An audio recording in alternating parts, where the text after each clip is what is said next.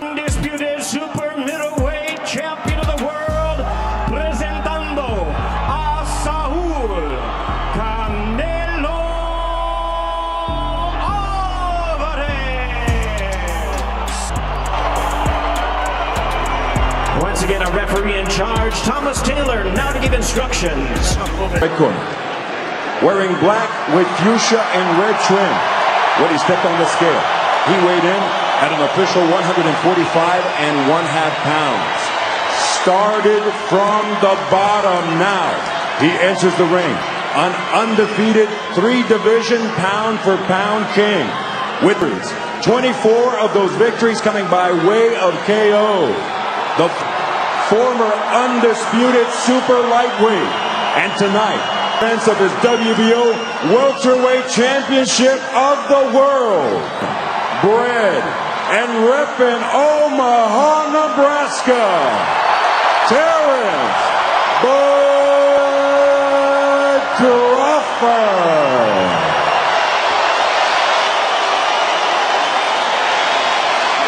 Canelo Alvarez has not faced as educated. Trying to come with a left up and lay on that left side. Punching between punches and a flush. We'll try to hurt him here. Another big right hand by Canelo, the right hand leading. Crawford's boxing journey just took a shocking twist. After the controversial and jaw-dropping draw between Jerona Davis and Lamont Roach, fans are now buzzing about an even bigger potential showdown, Terence Crawford versus Canelo Alvarez. As excitement for this mega fight hit fever pitch, rumors began swirling about when and where it might happen. Insiders pointed toward Mexican Independence Weekend in September 2024, a historic moment for boxing, especially for Mexican fighters. Hosting the bout in Las Vegas, the fight capital of the world, would have guaranteed a blockbuster event, sold-out arenas, record-breaking pay-per-view numbers, and an electric atmosphere filled with passionate fans from both camps. But before we dive deeper, do me a quick favor, like this video and subscribe. 98% of you watch without subscribing, and it helps more than you know. Done? Great, let's get back to it. Behind the scenes, Saudi billionaire and General Entertainment Authority Chairman Turki Alalshik has emerged as one of boxing's most powerful figures. He's been financing huge fights and bringing some of the sport's biggest names to the Middle East. With his sights set on delivering another mega event, Alalshik publicly showed strong interest in offering a major payday to Canelo Alvarez to face Terence Crawford. Saudi Arabia had already hosted massive spectacles, like Tyson Fury vs Francis Ngannou, and was aiming for even bigger heights. The momentum was unstoppable. After the Fury-Nano showdown and the anticipated Anthony Joshua vs Deontay Wilder clash, Alalshik involvement meant Crawford vs Canelo had the financial power to become one of the richest fights in boxing history. But then, a massive roadblock appeared: Canelo's financial demands. While Alalshik was ready to offer an enormous purse, Canelo reportedly demanded somewhere between $150 million and $200 million, a number far higher than even the biggest paydays in boxing history. This shocked the entire boxing community.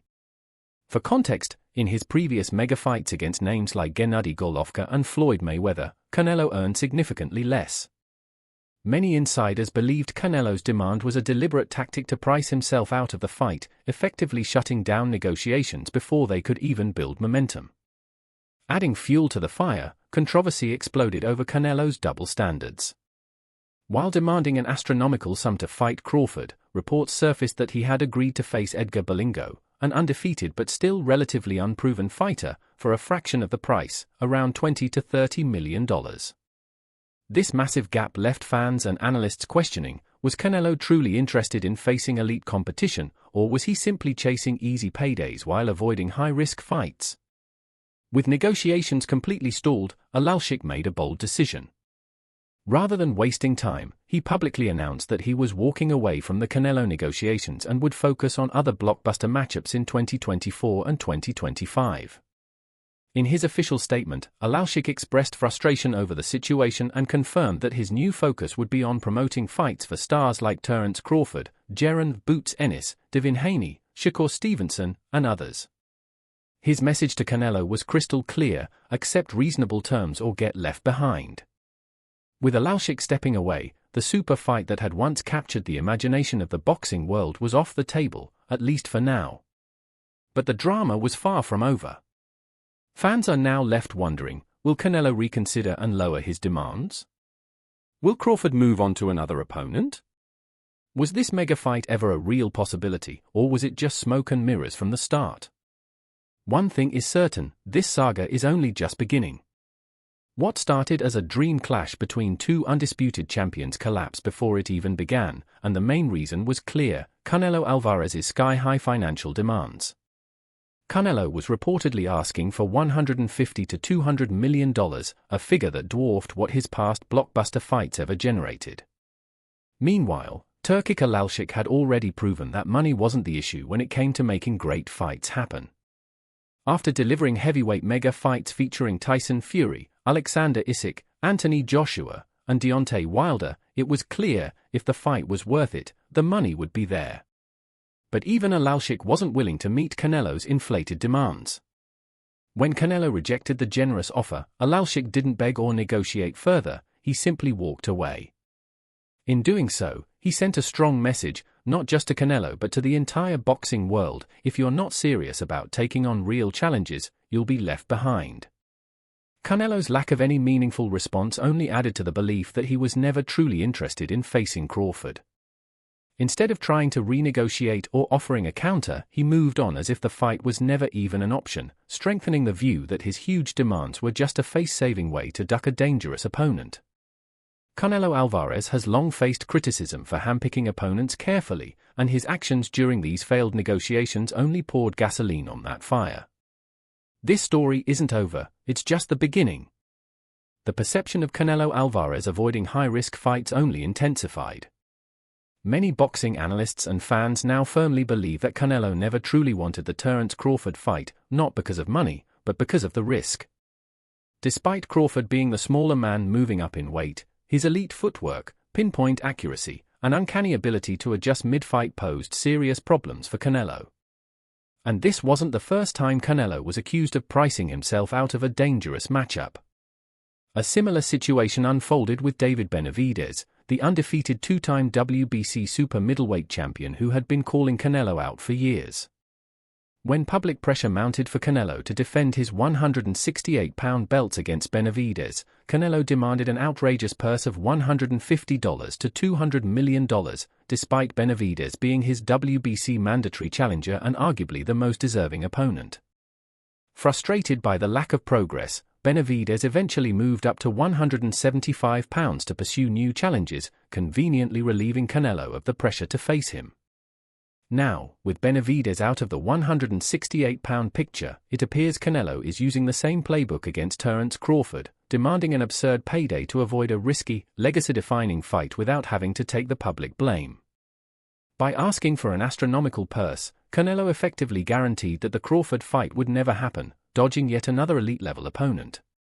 This strategy allows him to maintain his undisputed status at 168 pounds without taking high-risk fights that could jeopardize his reputation and legacy. What made the situation even more suspicious was Canelo's willingness to fight Edgar Berlanga, an undefeated but largely untested contender, for just $20 to $30 million. While Berlanga is popular and has an exciting style, he is nowhere near Crawford's level in skill, experience, or achievements. The drastic difference in Canelo's financial demands raised serious questions about his true intentions. If Canelo was willing to fight a lower-tier opponent for a fraction of the price he demanded to face Crawford, was it ever really about the money? Or was it about avoiding a fight he wasn't confident he could win? Critics argue that Canelo is now firmly in the parade retirement phase of his career, still active, but only taking low-risk, high-reward fights. Since his loss to Dmitry Bivol in 2022, Canelo has avoided a rematch, even after Bivol offered to move down to 168 pounds to make the fight happen. Instead of seeking out the toughest challenges, Canelo has focused on bouts that allow him to protect his brand without risking serious damage to his legacy. This raises a larger question: is Canelo Alvarez still interested in proving he's the best, or is he now more focused on protecting his image? If recent actions are any indication, it seems Canelo is more concerned with controlling the narrative than with testing himself against the elite. Now that the Crawford fight is officially dead, attention shifts to what's next for both fighters. Will Canelo continue cherry-picking safer opponents while avoiding true threats? Will Crawford pivot toward more realistic challenges at 154 or 160 pounds? And most importantly, will boxing fans ever get the dream matchups they crave? Only time will tell. But for now, one thing is clear: Canelo's legacy is under more scrutiny than ever before. Most fans and analysts agree on one thing: Canelo's hesitation to take the Crawford fight suggests he viewed Crawford as a legitimate threat. Even respected voices like Teddy Atlas weighed in. The veteran trainer and brutally honest analyst acknowledged that while Crawford's technical skills were undeniable, Canelo would have clear advantages in power and size. In his breakdown, Atlas explained that Crawford's biggest challenge wouldn't be landing punches, it would be absorbing shots from a fighter who had been operating at much higher weight classes for years. But Atlas went even deeper. He argued that if Canelo truly believed Crawford had no chance, he would have accepted the fight without hesitation, viewing it as an easy payday. Instead, Canelo's astronomical demand suggested he saw Crawford as a serious, dangerous threat. You don't ask for $150 million unless you're looking for a way out, Atlas bluntly remarked. Other respected voices, like Andre Ward, echoed similar sentiments. Ward pointed out that fighters like Floyd Mayweather and Dmitry Bivol had already exposed weaknesses in Canelo's style, a flat-footed, counterpunch-heavy approach. And Crawford, Ward believed, possessed exactly the tools needed to do the same. Ward also reminded fans that boxing is the thinking man's sport, not just about size and power. I've seen Crawford break down guys who thought they were bigger, stronger, and tougher. I wouldn't bet against him, no matter the weight difference. In the end, while opinions varied on who would have won, the consensus among boxing experts was clear: Canelo's reluctance to seriously negotiate proved he saw Crawford as a real threat, not just another payday. Some analysts believed Canelo's size and power could eventually wear Crawford down. Others argued that Crawford's elite skills would more than compensate for the size difference. But none of it matters, because the fight was never truly on the table. Not because Crawford didn't want it, but because of Canelo's astronomical demands and strategic avoidance.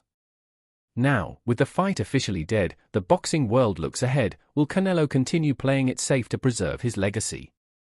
Will public pressure eventually force him into taking real risks? And will Terence Crawford find another opponent to cement his greatness without having to chase Canelo?